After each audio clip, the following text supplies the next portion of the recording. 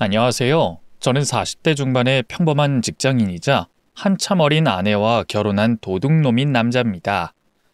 얼마 전 아내를 닮은 아주 예쁜 딸아이가 태어났는데요. 제 얼굴을 닮지 않아서 얼마나 다행인지 모릅니다. 오늘 제가 사연의 글을 쓰게 된 이유는 아내를 만나기 전에 까무러칠 정도로 폭탄 같은 사건을 겪은 이야기를 들려드리고 싶어서입니다. 바로 시작해 볼 테니 재밌게 들어주세요. 저는 추남입니다. 못생겼다는 말을 하루에 한 번 이상은 꼭 들어가며 학창 시절을 보냈고 사회로 나왔을 때도 얼굴 때문에 조롱과 놀림을 빈번히 받으면서 살아왔습니다. 게다가 키도 작아서 무시당하는 일이 태반이었어요. 하지만 취직하는데 제 얼굴이 걸림돌이 되진 않아 대기업에 무사히 취직했답니다. 대학 시절에 학점 관리를 잘 한 데다 스펙도 남들보다 많이 쌓았더니 한 번에 일자리를 얻게 됐어요. 20대 중후반에는 매일 회사에서 살다시피 하면서 실적도 올리고 상사들의 비위도 맞춰가며 사회생활을 톡톡히 치렀습니다. 그래서 30대가 접어들면서 대리로 승진도 하고 연봉도 많이 올라서 평균 이상 범주에 들어가게 됐습니다. 그 시기에 우연히 보육원에 사는 청소년들 중 공부를 좋아하고 잘하는 친구 몇 명에게 후원금을 전달하기 시작했답니다. 그 친구들을 불쌍하게 생각해서 시작한 건 아니고 제가 대학 생활을 하며 4년 내내 장학금을 받아서 저도 장학금을 주고 싶었어요. 그래서 한 번만 하는 게 아닌 지속적인 후원을 하며 지냈답니다. 개인적으로 연락은 하지 않았고 어느 대학에 갔고 어떤 공부를 이어가는지 소식만 전해 들었어요. 이렇게 또래 친구들에 비해 빠른 성장을 하니 능력 있는 남자로 인정을 받고 여러 지인들에게서 소개팅을 제안받았어요. 그런데 여자를 만나게 되면 제 얼굴을 보곤 한숨을 내쉬고 금세 자리에서 일어나 도망가 버리기도 했고 돈을 많이 모았냐는 정남이 떨어지는 질문을 하며 취업 대신하려고 시도하기도 했답니다. 이러나 저러나 소개팅으로 평범하고 좋은 여자를 만나는 건 아주 어려운 일이었어요.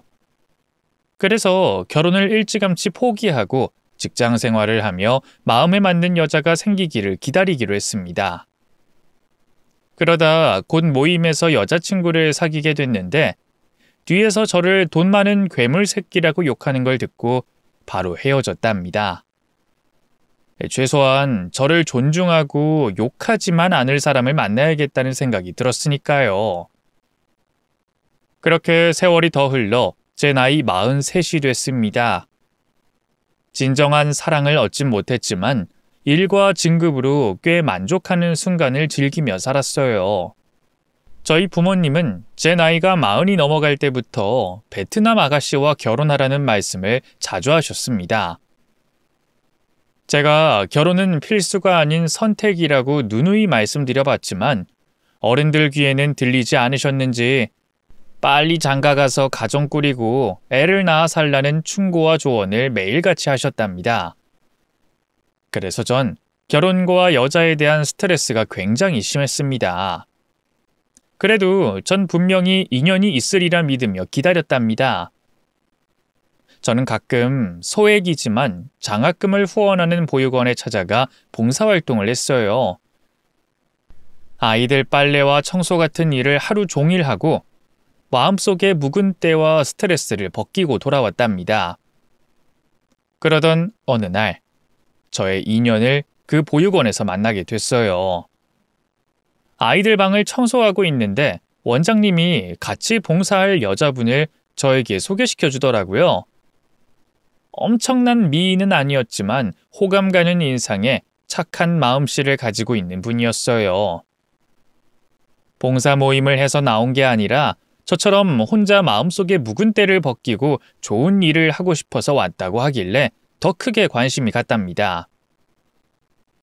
제가 생긴 것도 그렇고 자신감이 뛰어나진 않아 관심 있다는 이야기를 먼저 하진 못했는데 그녀가 먼저 말을 걸더라고요. 오늘 봉사 끝나고 뭐 하세요? 혹시 저녁에 약속 있으세요? 네? 저요? 잠깐, 여기 저 말고 다른 남자가 있는 건 아니죠? 재밌으신 분이네. 그래요, 현철 씨요. 이렇게 만난 것도 인연인데 식사라도 같이 하는 게 어떨까 해서요. 좋은 일 하는 분을 만나서 그런지 제 가슴이 막 설레고 그러네요. 모처럼 저랑 통하는 사람을 본 것 같아요. 아, 저도 그렇습니다. 수진 씨랑 같이 봉사해보니까 꼭 오래된 친구를 만난 기분입니다. 친구요? 아, 저는 친구 말고 다른 인연으로 생각하고 있었는데. 제가 말이 헛나왔네요. 친구 아닙니다. 그럼 저녁은 제가 맛있는 걸로 쏘겠습니다. 그래서 저희는 봉사를 마치고 함께 식사를 했고 서서히 가까워지다가 연인이 됐습니다. 저는 여자친구 수진 씨가 마냥 좋아서 침을 질질 흘리며 좋아했네요. 모든 순간이 꿈만 같았고 수진 씨를 만난 이후의 인생이 더 행복하고 기뻐서 웃음이 마를 날이 없었답니다. 그렇게 1년 반을 사귀고 제 나이 44이 되자 수진 씨가 먼저 결혼하자고 말을 하더군요. 제가 여자친구를 많이 사랑하긴 했지만 결혼 생활을 잘 할 수 있을까 하는 두려움이 있어서 선뜻 프로포즈를 못하고 있었는데 수진 씨가 먼저 저라는 사람과 결혼하고 싶다고 하니 진짜로 제 운명인 것 같은 생각이었어요. 예비 처가 부모님을 찾아뵙고 인사를 드렸는데 두 분은 저를 환대해 주셨고 하루빨리 결혼해서 잘 살길 바란다는 허락의 말씀도 해주셨습니다. 저희 부모님도 이제야 제 짝을 만났다며 무척이나 기뻐하셨어요. 부모님은 지인들을 불러 파티까지 하셨답니다. 제가 매매혼이 아니면 결혼을 못할 거라 생각하셨는지 눈물까지 흘리며 축하해 주셨어요. 그래서 상견례 자리는 아주 화기애애했고 사소한 갈등 없이 잘 치렀습니다. 2달 뒤 수진 씨와 결혼식을 올리며 백년가약을 맺었고 꿈같은 신혼을 시작하게 됐습니다. 아내는 중소기업의 경리로 일하고 있었는데 결혼한 지 2달 만에 퇴사했어요. 저에게 한마디 말 없이 혼자 결정한 일이었죠. 그래서 저는 왜 일을 그만뒀는지 물었습니다. 여보, 일을 왜 그만둔 거야? 더 좋은 데로 이직이라도 하는 거야? 아니, 여보야가 능력 있는 대기업 차장이니까 관뒀지. 앞으로 난 내조에만 신경 쓰려고. 그런 이유로 회사를 관둔 거야? 여보, 난 내조 같은 거 필요 없어. 오랫동안 혼자 살아서 내 할 일은 다 알아서 한단 말이야. 제가 한 소리 했더니 아내가 심각한 얼굴로 대답했습니다. 그 반응은 뭐야? 내가 회사 그만둔 게 그렇게 잘못한 일이야? 남들은 잘난 남편이랑 결혼해서 좋겠다며 호강할 거라 부러워한다고. 그리고 내 월급이 얼마나 된다고 그런 시선으로 보는 거야? 아니, 여보, 내 말은 그게 아니라 당신 나이가 아직 젊은데 벌써 회사 그만두면 앞으로 어떻게 살지 걱정이 돼서 하는 말이야. 아무것도 안 하고 살림하는 것보다 뭔가를 도전하거나 공부할 계획을 세워야 한다는 의미로 한 말이었어. 방금 전 똥 씹은 표정 짓더니 핑계대네. 그래, 나 공부할 거야. 자격증 공부.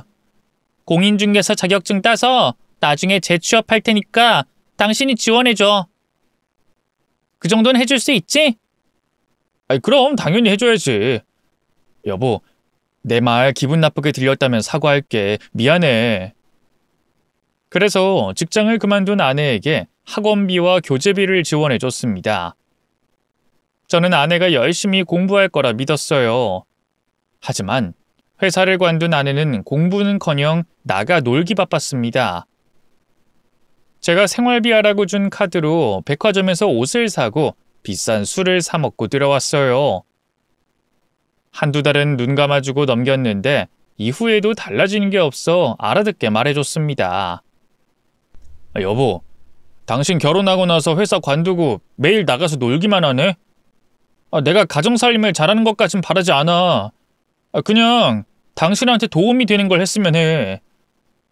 공부가 힘들면 책을 읽으면서 시간을 보내거나 봉사활동을 나가든지 말이야. 지금 당신 하고 다니는 걸 보면 좀 무의미한 시간을 보내는 것 같아. 그게 무슨 소리야? 내가 무의미한 시간을 보내고 있다고? 꼴랑 당신 카드로 쇼핑 좀 한 거 가지고 이 난리 치는 거야? 참나. 여보, 까놓고 말해서 나 정도 되면 당신한테 과분한 여자 아니야? 뭐? 과분한 여자? 그래. 당신이랑 시부모님이 그랬잖아. 나 아니었으면 장가나 갈 수 있었겠냐고. 당신은 나랑 결혼하지 않았으면 평생 혼자 살거나 베트남 여자랑 결혼했을 거 아니냔 말이야. 그럼 나한테 고마워하고 퍼주면서 살아야 하는 거 아닌가? 당신 지금 나랑 결혼했으니까 돈을 갖다 바치라는 소리를 하는 거야? 여보, 당신 입에서 그런 말이 나올 거라고 상상도 못했다. 여보야가 치사하게 나오니까 그러지. 내가 돈 몇 푼 써서 이렇게 정색하면서 나오는데 나중에 목돈 쓰면 아주 난리 칠 것 같다고. 아내는 제가 단순히 돈이 아까워 이러는 줄 알고 오해한 것 같아 어린아이에게 말하듯이 문제점이 뭔지 하나하나 짚어주며 설명해줬습니다. 제가 쓸데없는 사치를 싫어하고 자기 개발하지 않고 놀기만 하는 게 걱정이라고 말이죠. 그랬더니 아내는 신경질을 내더니 저와 이틀 동안 대화를 하지 않더군요. 못생긴 저와 결혼했으니 많은 걸 보상받고 싶었는지 시위 비슷하게 입을 다물며 며칠을 보냈답니다. 아내는 제가 바라는 대로 할 것 같지 않아 원하는 대로 집에서 살림하며 적당하게 카드를 쓰며 지내라고 말해줬습니다. 볼품없는 저와 결혼했다는 아내의 말이 아주 틀린 건 아니었으니 한 발 물러나기로 했네요. 아내의 씀씀이는 점점 커졌어요. 한 달 카드값을 몇백만 원이나 쓰더라고요. 처음 보육원에서 만났을 때는 이런 여자라고는 상상도 못했는데 제가 사람을 잘못 봤다는 판단이 들었답니다. 일단은 아내에게 별말하지 않고 어떻게 지내는지 두고만 봤어요. 결혼 6개월 동안 사치는 눈덩이처럼 불어가서 더는 안 되겠다 싶었습니다. 그래서 아내에게 말도 하지 않고 한도를 대폭 줄였답니다. 이에 불만을 가진 아내가 왜 멋대로 한도를 줄여놨냐며 화를 내더군요. 그래서 저는 재벌도 아니고 돈이 남아도는 사람도 아니니 이제라도 아껴야 할 부분이 있으면 그렇게 해야 할 것 같으니 따라달라고 말해줬습니다. 만약 카드 한도를 줄인 게 큰 문제라면 결혼 생활을 그만해도 좋다고 일러줬답니다. 그러자 아내는 한마디도 하지 못하고 입을 다물더군요. 그리고 바로 씀씀이를 줄이더라고요. 그렇게 두어 달 지냈더니 아내가 목돈이 필요하다며 돈을 요구했습니다. 여보야, 우리 엄마 아빠가 몸이 안 좋아서 그러는데 한약 좀 지어드리면 안 될까? 당연히 되지. 내가 진작 해드렸어야 했는데 그럼 얼마나 줘야 할까? 엄마 아빠 둘 다 지어드려야 하니까 5천만 원. 뭐? 그렇게 비싼 한약이 있어? 여보, 무슨 한약을 사길래 그렇게 비싼 걸 사? 또 돈 쓰는 걸 아까워하네? 당신은 보육원에 후원까지 하면서 우리 부모님한테 그 정도도 못 써? 아니, 안 쓰겠다는 게 아니야. 그럼 장인어른 장모님 한약 내가 직접 지어드릴게. 최고급으로다가. 그럼 됐지? 내가 딴 데 돈 쓸까봐 이러는 줄 아나 보네? 내가 믿업지 않아서 그러는 거야? 그런 거 아니야. 내 성격이 철두철미해서 그런 거니까 괜한 오해하지 마. 그동안 당신이 마음대로 돈 쓰고 다니는 거 아무 말도 안 했던 건 신혼 초니까 두고 본 거야. 이제부턴 내 방식대로 경제권 쓰도록 할게. 아주 잘나셨어. 이런 개짠돌인 줄 알았으면 당신이랑 결혼 같은 건 안 했을 거야. 이렇게 저는 아내의 원래 모습을 하나씩 알아가며 후회가 점점 쌓여갔답니다. 얼마 뒤 아내가 시무룩한 얼굴로 또 돈을 달라고 하더군요. 이번엔 2억이라는 거액을 달라고 하더군요. 여보야, 내가 진작 말하지 못한 게 있는데 우리 부모님한테 빚이 좀 있어. 그런데 당신도 알다시피 엄마 아빠는 일을 못하고 계신단 말이야. 빚? 무슨 빚? 어디서 무슨 이유로 빌리셨는데? 아빠가 사업하신다고 집을 담보로 대출을 받았었는데 진작에 망해서 빚만 쌓여가고 있어. 지금 상황이 당장 갚지 못하면 집이 경매로 넘어갈 거래. 아내는 자기 말이 거짓말이 아니라며 처가 경매 경고장을 꺼내 보여주더군요. 내 말이 맞지? 설마 내가 이런 걸로 거짓말을 하겠어? 여보야, 이거 자기가 갚아주면 안 될까? 내가 앞으로 진짜 잘할게. 처가가 힘든 상황이면 당연히 도와드려야지. 걱정하지 마. 그런데 조금 더 읽어볼게. 잠깐만. 경매 경고장을 쭉 읽어보니 정말 급한 상황이더라고요. 저는 확인차 경고장에 적힌 번호로 전화를 걸었습니다. 그런데 전화 상담원이 조회를 하더니 사실이 아니라고 했답니다. 아내가 저에게 2억을 받아먹으려고 사문서 위조를 한 거였어요. 정말 기가 막혀서 말이 나오지 않았습니다. 그러자 아내는 씩씩대며 한숨을 쉬면서 말하더군요. 아니, 나는 우리 부모님한테 노후자금 미리 좀 땡겨드리고 싶었다고. 그런데 당신은 계산적인 짠돌이니 이런 방법 말고는 돈을 주지 않을 거 아니야. 그래서 거짓말한 거야. 여보, 내가 짠돌이라고? 당신이 그동안 쓴 돈 가계부에 적어둔 게 있는데 보여줄까? 당신이 가져다 쓰는 돈은 물론이고 장인 장모한테 매달 용돈에 부수적인 것까지 충분히 드리고 있다고. 그런데 무슨 욕심이 그렇게 많아서 이런 식으로 문서를 위조해서 큰 돈을 받으려고 한 거야? 이래서 내가 당신 믿고 살 수 있겠어? 아주 웃겨. 야, 네 돈 치사하게 안 받아. 그리고 뭐? 날 믿고 못 살겠다고? 하! 생긴 건 씹다만 곱창같이 생긴 놈이 나 같은 여자를 만나 결혼했으면 감사한 줄 알고 보답을 해야지. 어디서 나랑 사내 못 사내 이따위 그지 같은 말을 짓거려? 당신도 다른 여자들이랑 다를 게 없네. 난 당신이 특별한 사람인 줄 알았어. 그런데 화가 나서 내 얼굴이 이야기하는 걸 보니까 똑같은 사람이었어. 그때부터 아내와 이혼할 마음을 가졌습니다. 문서까지 위조해가며 제 돈을 뜯으려고 하는데 앞으로 더한 짓을 할 것 같으니 정리하는 게 낫겠다 싶었답니다. 그런데 다음 날 아내가 울면서 저에게 사과했고 다시는 돈 달라는 말을 하지 않겠다고 하더군요. 믿음이 가진 않았지만 속는 셈 치고 한 번 더 지켜보기로 했답니다. 한 달 동안은 아내가 아주 조용하게 지내더군요. 살림도 잘하고 집에서 책도 읽고 공부도 하더군요. 이제 좀 달라지나 싶어 안심하게 됐죠. 그런데 며칠 뒤 직접적으로 3억을 달라고 말하더라고요. 여보야, 우리 부모님 집이 좁은 거 알지? 그래서 아파트 한 채 해드렸으면 하는데 당신이 3억만 보태주면 안 될까? 3억? 여보, 무슨 3억을 3만 원 달라는 듯이 말해. 그리고 처가가 뭐가 좁다고 새 아파트를 사겠다는 거야. 여보, 나 재벌 아니야. 장인 장모님한테 매달 충분히 용돈 드리고 있잖아. 그거면 사위로서 잘하고 있는 거라고. 뭐야? 내가 이렇게까지 솔직하게 말하면 고민이라도 해봐야 하는 거 아니야? 이제 결혼한 지 10달 됐는데 처부모님 집을 사드리는 건 좀 아니지 않아? 당신과 내가 매매혼을 한 것도 아니잖아. 뭐? 매매혼?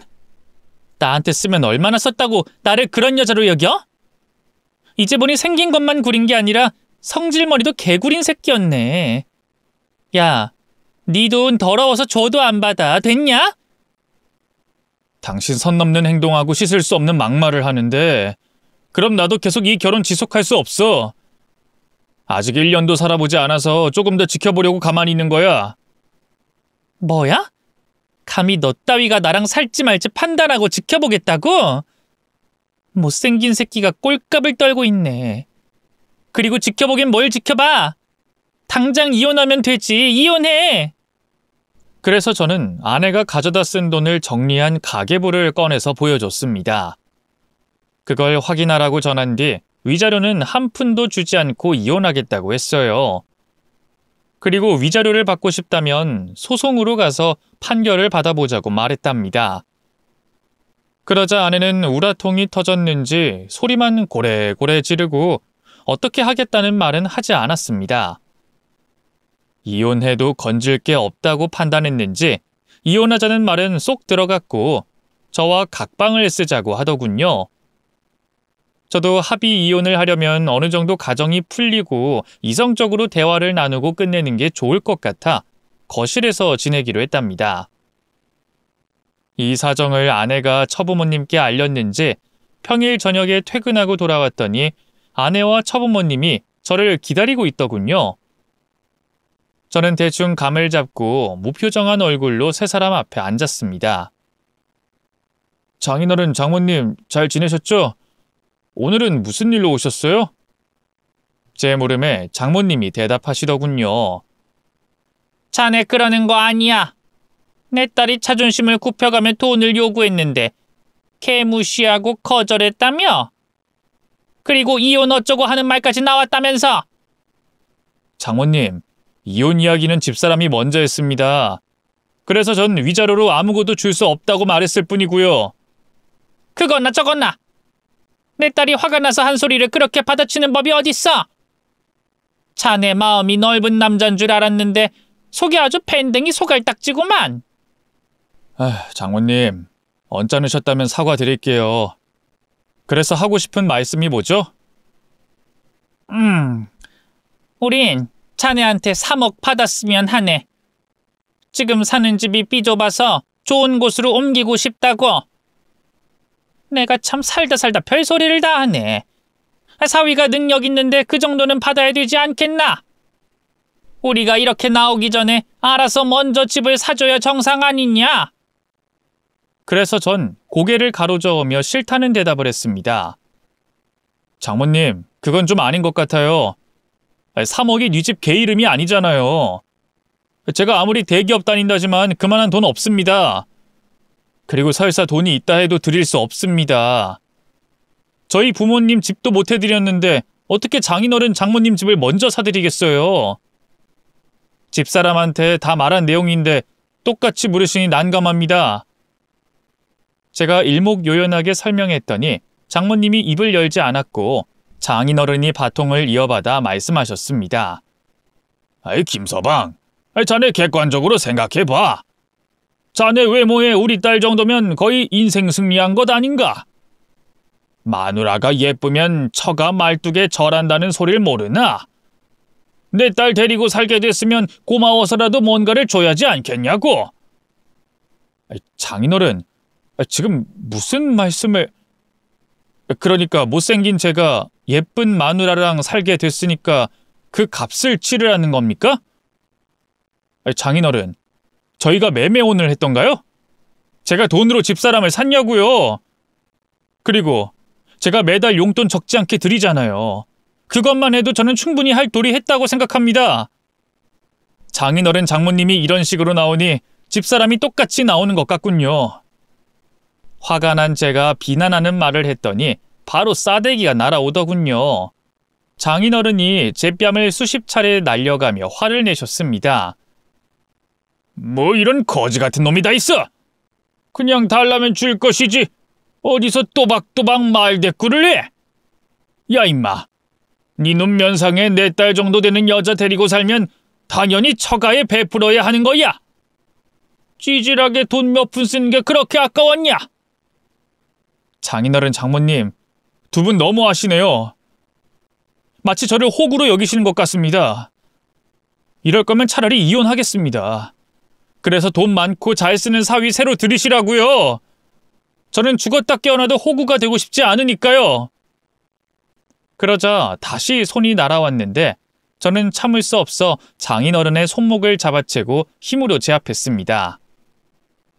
장인어른, 제가 못생겼어도 집에선 귀한 아들입니다. 장인어른이 이렇게 함부로 대하면 안 되는 사람이라고요. 다시 한번 제 몸에 손대면 똑같이 돌려줄 겁니다. 아시겠어요? 제가 으르렁거리며 손을 놔줬더니 더는 손찌검을 하지 않더군요. 세 사람은 결국 이혼하는 게 낫겠다 판단하고 저에게 이혼할 준비를 하라더군요. 그런데 아내는 제 집에서 나가지 않고 같이 지내겠답니다. 집안의 혼수는 자기가 해온 것이니 이혼 전까지 지낼 자격이 있지 않냐며 안방을 차지하고 있더군요. 저는 그러거나 말거나 이혼 서류만 준비되면 도장 찍고 끝낼 생각만 하고 조용히 지냈습니다. 그러다 다시 한번 처부모님이 찾아오셔서 저에게 돈을 줄 수 없냐고 다시 한번 되물었고, 저는 똑같이 제 확고한 의견과 돈에 대한 가치관을 주구장창 설명해 드렸습니다. 또 이혼 위자료는 한 푼도 주지 못한다고 못을 받고 그동안 제가 아내와 처부모님께 쓴 돈의 가계부를 보여드렸답니다. 그리곤 평생을 이런 식으로 억지 부리며 돈을 해달라고 밀어붙여도 쉽게 돈을 쓸 일은 없으니 번지수를 다시 찾으라고 전해드렸습니다. 그래서 곧 이혼할 아내와 아는 체도 하지 않고 한 집에서 지내고 있었습니다. 아내 말로는 이혼 전에 이사할 집을 알아본다며 조금 기다려달라더군요. 그러던 어느 새벽이었어요. 오전 3시쯤이었는데 초인종이 울려서 잠에서 깼죠. 눈을 비비며 몸을 일으키려고 하자 아내가 방에서 다급하게 뛰쳐나와 현관문을 열어주더군요.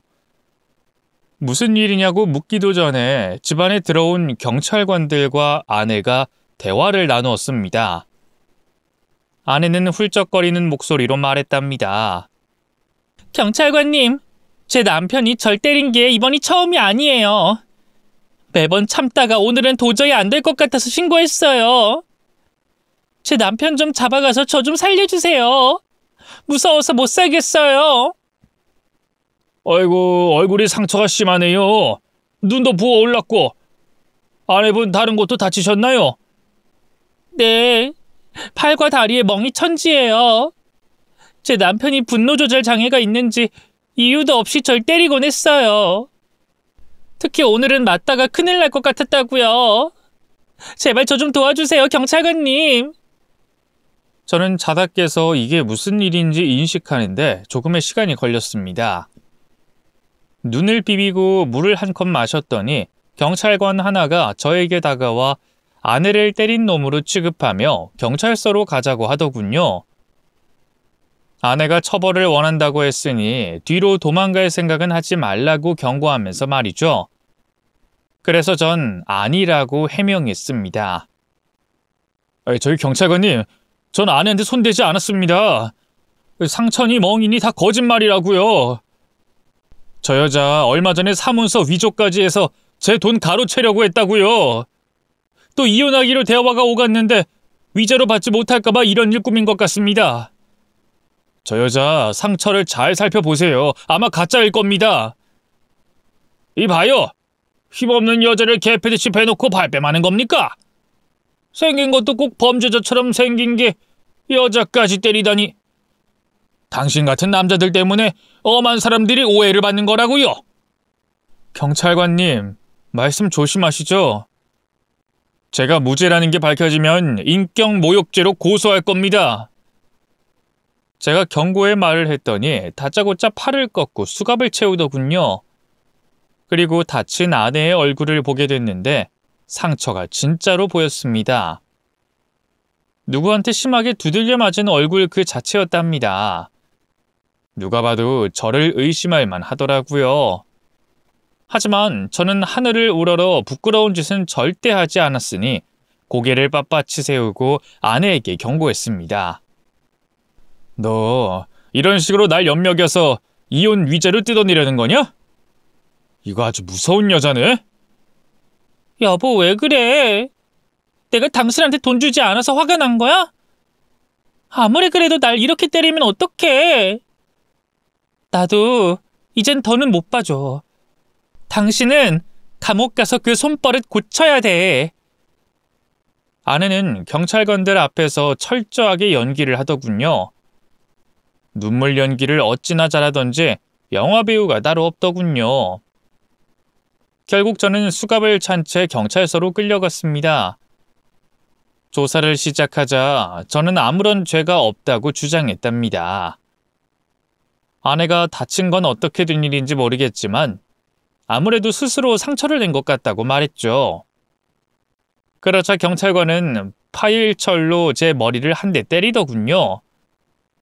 세상에서 지 마누라 때린 놈이 제일 악질이야. 너 같은 놈은 깜빵에 가서 평생 썩어도 모자라. 지금 네 아내가 처벌을 원한다고 했으니 무조건 감옥행인 줄 알아.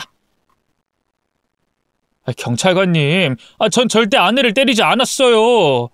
왜 한쪽 말만 믿고 제 말은 믿어주지 않는 거예요? 경찰관님, 제 아내가 저만큼 다쳤으면 저한테도 무슨 흉터나 흔적이 남아야 정상 아닌가요?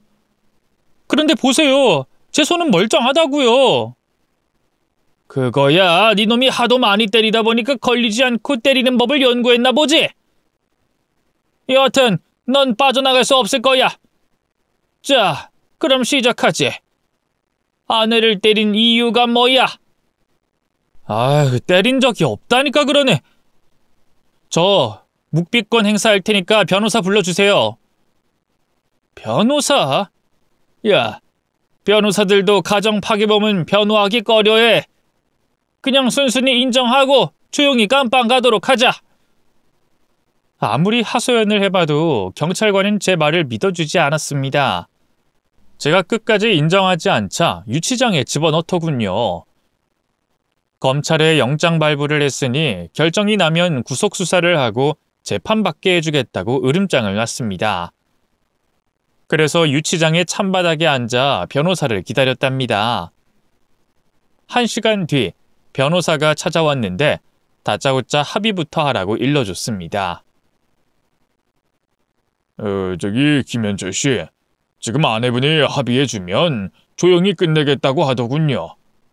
이혼 위자료랑 치료비 그리고 트라우마가 있을 것 같다면서 정신적 피해 보상금까지 요구하셨습니다. 3억을 주면 조용히 고소 취하해 주겠다네요. 변호사님, 그게 무슨 말씀이세요? 지금 누굴 변호하려는 겁니까? 피해자는 저라고요. 제 아내라는 여자가 저한테 돈 뜯어내려고 쇼하는 거라고요. 김현철 씨, 제가 아내분 만나봤어요. 병원 진단서도 확인했고요. 아내를 때린 건 명백한 사실이니까 인정하시고 합의금 주고 끝내는 게 최선이에요. 그게 아니면 구속이 될 수밖에 없다고요. 경찰이 검찰에 사건 송치한다는 말 들으셨죠? 그렇게 되면 빼도 박도 못해요. 합의금 주고 풀려나거나 구속이 되든지 둘 중 하나라고요. 제가 말할 수 있는 선택지는 이것뿐입니다.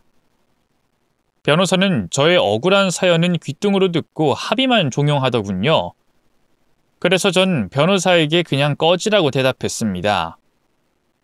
이 억울함을 판사님 앞에 가서 토로해서 진실을 밝히기로 결정했답니다. 그래서 변호사를 바꿔달라 그러고 유치장이 계속 갇혀 있었는데 아내가 병원을 다녀왔는지 여기저기 붕대를 감고 왔더군요. 저에게 할 말이 있다며 유치장 철장 앞에 섰답니다. 여보야, 거기 어때? 편해? 잠은 잘만 했어? 아니다. 속이 터질 것 같아서 잠이 오겠어? 너 나한테 이러는 이유가 뭐야? 결국 돈 뜯어내려고 머리를 쓰는 거냐? 날 마누라 팬놈으로 만들다니 정말 대단하다. 상상도 못했어. 상처는 뭐야? 어떻게 만든 거야? 그냥 벽에 머리 박고 눈탱이가 밤탱이 되도록 내가 직접 나를 때렸어. 의사가 내 눈 보더니 8주는 치료받아야 한다더라. 여보야, 전체 8주야. 이게 다 내 작품이야. 어때? 스릴 넘치고 짜릿하지 않아? 장난하냐? 이게 재밌어?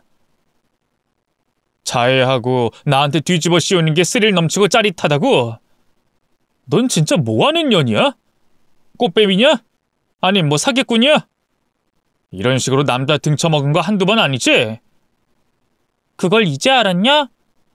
야, 보육원에 봉사활동 오는 남자들 특징이 뭔지 알아? 다들 돈이 많아서 여유가 많다는 거야. 돈이 없으면 먹고 살기 바빠서 남을 도와줄 여유가 없거든. 네 놈이 대기업 차장이라고 하길래 꼬신 거야.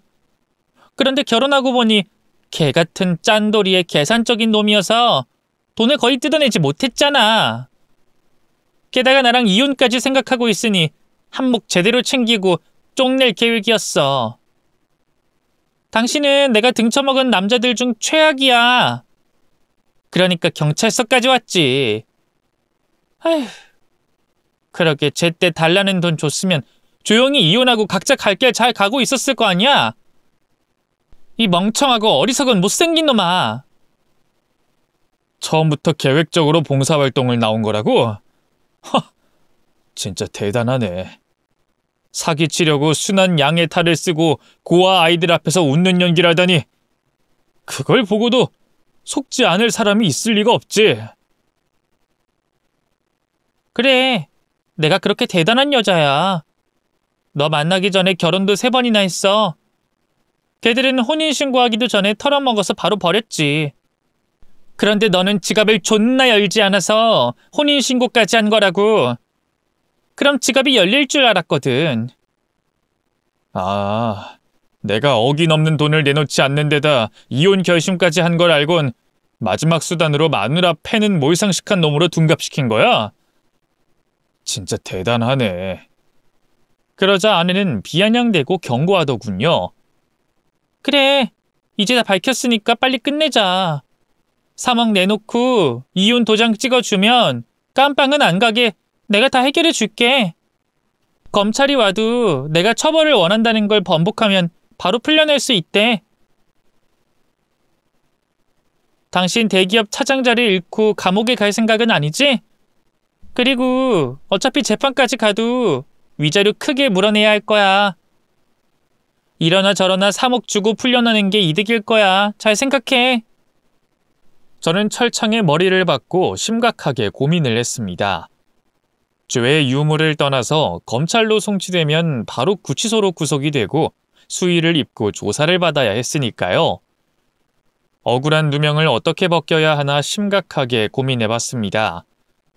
그런데 아무리 생각해도 제가 마누라를 팬 몰상식한 놈이라는 걸 인정하고 싶지 않아 재판까지 가서 무죄를 입증하는 게 낫겠다고 판단했답니다. 그래서 유치장에 하루를 더 보내게 됐고 담당 검사를 기다리고 있었습니다.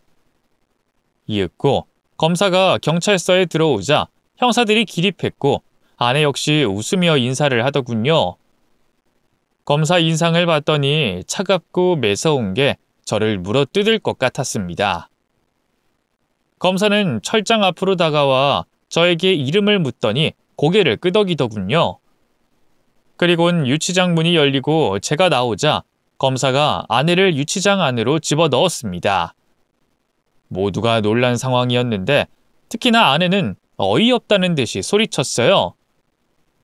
이봐요, 검사님. 지금 뭐 하시는 거예요? 왜 저를 유치장 안에 밀어넣는 겁니까? 이수진 씨, 당신을 공갈 사기 의료법 위반죄로 체포합니다. 아직 조사할 게 많이 남았지만 당신이 남편 김현철 씨한테 사기친 증거 입수했습니다. 병원 의사도 같이 체포가 될 테니 그런 줄 알고 유치장 안에서 대기하세요. 아내는 무슨 말을 하는 거냐며 난동을 피웠지만 검사님은 눈 하나 깜짝하지 않았답니다. 저는 일이 어떻게 돌아가는지 이해가 되지 않아 검사에게 물었습니다. 검사님, 이게 다 어떻게 된 일이죠? 저 여자가 사기꾼은 맞는데 형사들도 하지 않는 조사를 하신 거죠?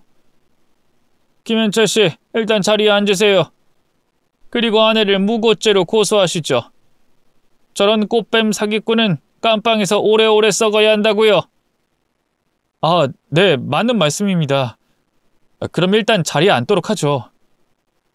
형사들은 하나같이 무슨 일인지 몰라 어리버리대다가 검사의 수사관이 잡아온 의사를 조사하며 아내에게 뒷돈을 받아 진단서를 길게 뽑아줬고 자해 방법을 알려준 사실이 밝혀지자 그제야 저를 믿더군요. 한편 의사는 아내와 내연관계인 유부남이었습니다.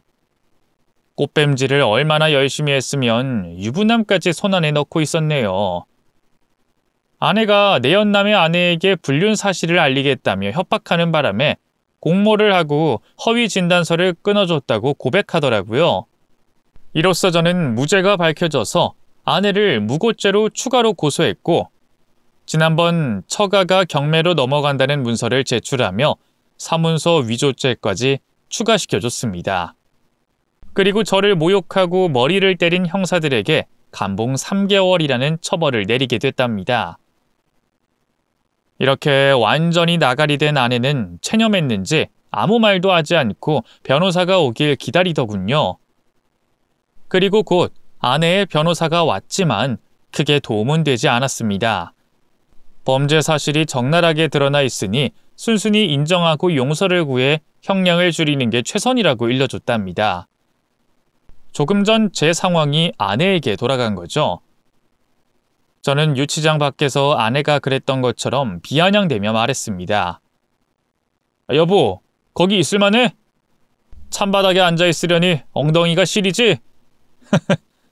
당신 지은 죄가 많아서 깜빵에서 오래 썩을 거래. 내가 무고죄를 취하하면 절반으로 줄어든다고 하더라. 그래서 말인데 나한테 3억 주고 짧게 살고 나오지 않을래? 이 역같은 놈. 어쩌다 일이 이렇게 꼬인진 모르겠지만 내가 너한테 줄 돈이 있을 것 같냐? 왜?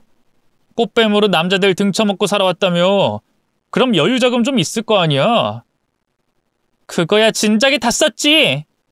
호빠 가서 술 먹고 부모님이랑 해외여행 몇 번 다녀오니까 금방 바닥났다고. 아이 그래? 그럼 무고죄는 취하 못하겠네. 그리고 사실은 취하해줄 생각 없었어. 당신이 조롱한 것처럼 나도 한번 해본 거야. 야 근데 이거 재밌다. 이 침팬지 옥동자같이 생긴 개자식아. 내가 너 같은 놈이랑 1년 가까이 살아줬으면 고마워서라도 돈을 내놨어야 정상 아니야? 내가 만족할 만큼의 돈만 받았어도 여기까지 오지 않았다고. 지랄도 풍년이네. 난 철저하고 계산적인 놈이라 네가 무슨 짓을 했어도 목돈은 절대 주지 않았을 거야. 여하튼 정의는 살아있네. 그럼 감옥에 잘 가고 이혼 소장도 잘 받아봐. 나 피해보상금 제대로 때려서 소송할 거야. 웃기는 소리 하네. 나 돈 없어. 백제. 당신이 뭘 모르나 본데. 이혼 위자료는 파산해도 사라지지 않아. 죽기 전까진 따라다닌다고. 당신이 감옥에 있으면 당신 부모 집에 경매로 잡으면 되지 않을까? 이번엔 진짜로 경매로 잡히면 재밌겠다. 그치? 야! 부모님 집은 건들지 마. 꼴랑 1년 살았으면 양심 있게 소송해라. 괜히 말도 안 되는 금액 때리지 말고. 당신 지금 양심이라고 했어? 야 이거 웃기네. 나한테 무릎 꿇어도 모자랄 판에 목에 핏대 세워가며 까부네. 좋아. 당신 부모가 길바닥에 나 앉게 만들어줄게. 내가 얼마나 계산적인 놈인지 두고 보라고. 그러자 아내는 비명을 터뜨리며 유치장 철장에 머리를 마구 박아대면서 발광하더군요. 그런데 형사들은 아무런 관심을 두지 않았습니다. 뭐 그래봐야 철장이 뜯기는 것도 아니고 자기 머리만 아플 테니 그러다 말 거라며 가만히 구경만 하더라고요. 그러고 보니 저를 유치장에서 빼주고 억울한 누명을 벗겨준 검사에게 감사 인사를 못하고 있었네요. 저는 아내에게 할 말을 다 했기에 검사 앞에 가서 고개를 숙여 감사 인사를 드렸습니다. 검사님, 감사합니다. 그런데 제 아내가 사기치고 있는 걸 어떻게 알고 조사하신 거죠? 경찰들도 하지 않았는데요. 선생님, 절 모르시죠? 아마 절 처음 보실 겁니다. 그런데 전 선생님을 아주 잘 알아요. 그 보육원에 후원하고 계시죠? 그것도 아주 오랫동안. 저는 선생님 후원금으로 대학 가서 편하게 공부한 학생이었습니다. 네? 그게 정말이에요? 그럼 후원받아 공부해서 이렇게 훌륭한 검사님이 되신 거예요? 허허허. 다 선생님 덕분입니다. 여하튼 경찰이 영장 발부했길래 사건 봤더니 선생님 성함과 주민번호가 있더라고요. 저도 선생님 얼굴은 몰랐지만 이름하고 나이는 늘 머릿속에 박혀 있어서 혹시나 하고 알아봤더니 절 후원해 주신 분과 동일 인물이시더라고요. 그래서 이 사건이 잘못 돌아가고 있다는 걸 감지해서 제 수사관에게 자세히 살펴보라고 시켰습니다. 그리고 이렇게 진실을 알게 됐고 선생님을 유치장에서 꺼내드리게 됐고 저 여자를 집어넣은 거죠. 검사는 제가 대학 때까지만 후원을 해서 이후 소식을 못 들은 것 같았습니다. 장학생으로 대학을 졸업해 로스쿨을 다녀와 검사가 됐다고 합니다. 저는 그 말을 듣고 후원을 하며 살길 잘했다는 생각이 들기도 했고 저를 도와줘서 진심으로 고마웠답니다. 고맙습니다, 검사님. 절 도와줘서 고맙고 이렇게 훌륭하게 자라줘서 감사합니다. 아이, 별 말씀을. 전 선생님 아니었으면 대학 포기했을 거예요. 아시다시피 보육원에서 나오면 대학이 아니라 당장 먹고 살 길이 시급해서 꿈을 포기하는 경우가 대부분이라고요. 그러니 감사는 제가 드려야죠. 고맙습니다, 선생님. 저희는 서로에게 고맙다는 말을 전하고 경찰서에서 나왔답니다.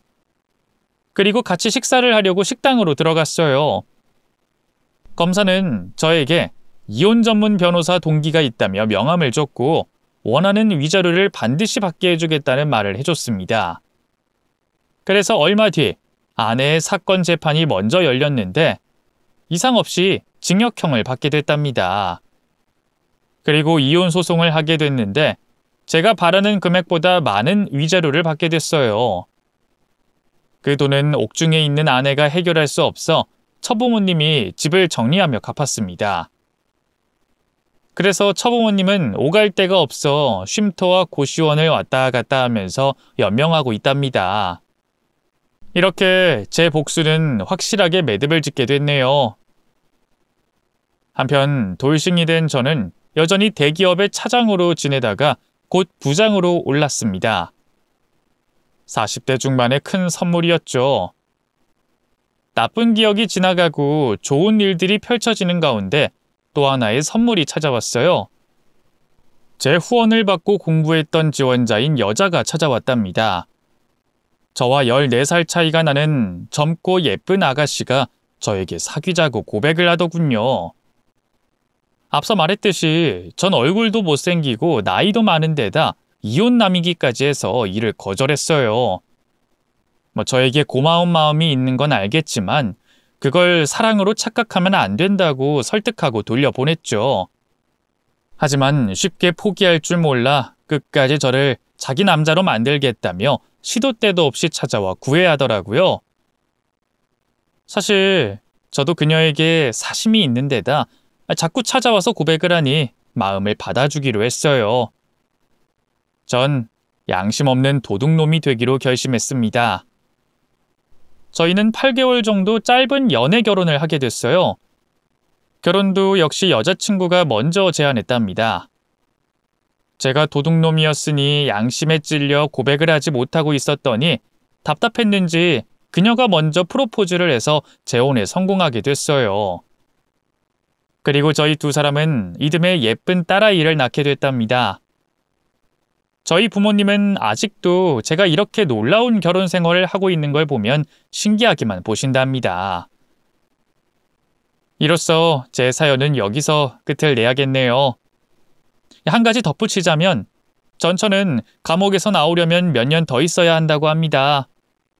그런데 출소해도 돌아갈 집이 없는 게 현실이네요. 그럼 여기서 이야기를 마치겠습니다. 제 사연 들어주신 모든 분들께 감사드립니다. 안녕히 계세요.